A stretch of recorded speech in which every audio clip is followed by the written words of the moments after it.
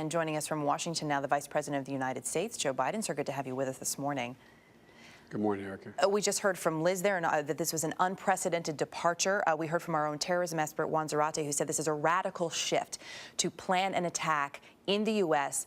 on U.S. soil. How does this change things now? What is the fallout? What are the consequences for Iran? Well, the consequences of Iran, I think, are going to be serious because they have not only decided to assassinate someone, they have taken on the very basis of the way in which nations deal with one another, and that is violating the notion that you deal with diplomats, the means by which you communicate, and in terms of assassinating a diplomat. And we are going around the world now to capitals all around the world, laying out, and you're going to see this compelling, detailed case we have here. And as we do this, I think you're going to see continued isolation of Iran. Their economy is already in deep trouble because of the sanctions that exist. And I think what we have to do is unite the entire world against the Iranian behavior, not just this behavior, but their generic behavior. But this is really an outrageous effort to go after a Saudi diplomat with whom they seem to want to punish the Saudi kingdom. Could this, though, go beyond sanctions? Because sanctions are already in place, and yet we're learning that there was a plot on U.S. soil. Well, it could, but we're not going there yet. We've imposed additional sanctions. We've indicted these two individuals, one in Iran, one here.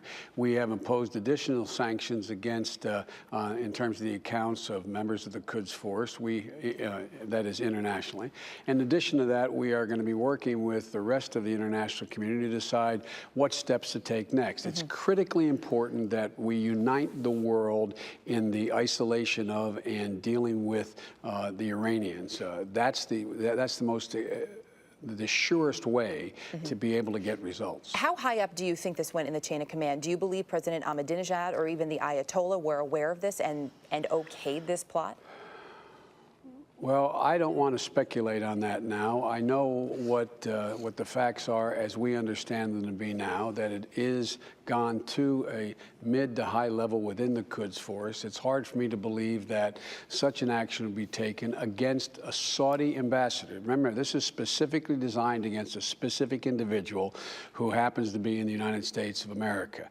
And that is, for that decision to be taken by this elite terrorist organization, this organization that ferments terror is not something I think is done lightly. But beyond that, I don't want to speculate. Okay, I want to turn now to politics. The jobs bill, as we know, last night failed in that Senate vote, and yet it had been touted by the president, by you, the entire administration as a bill that you thought would pass because there were things for both sides in here. So now, what is the answer? Does this now get broken up into smaller pieces? Is that one way you feel confident that some of this may pass? Exactly. It will be broken up. We're going to go and take each piece of this bill.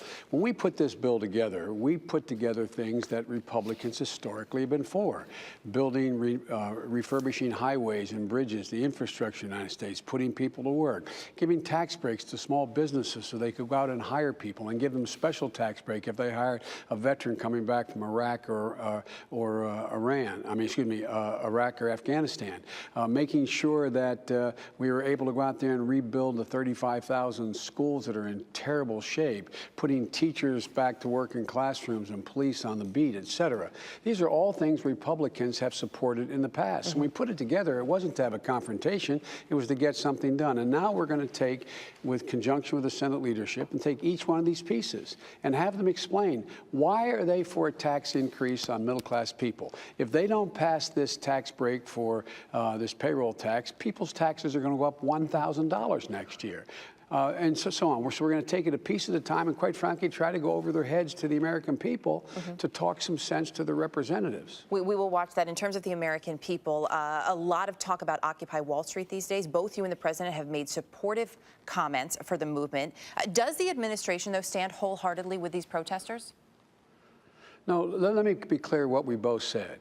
We understand the incredible frustration these people have, because at the core, they reflect what an awful lot of people in the country think, that the bargain has been broken, that the playing field isn't level, that there's not an even chance for middle-class folks. And that's what this is about. The individuals who started this organization, or this movement, I don't know them in terms of either individually, any more than anybody knew what the Tea Party organizers were when they started. But I think it's tapped into a nerve out there that the American people think that everything is flowing uphill to the very wealthy, that there's where all the breaks go. And one of the things that is I think most obvious is they know that their tax dollars were used to keep all these folks and those banks in business.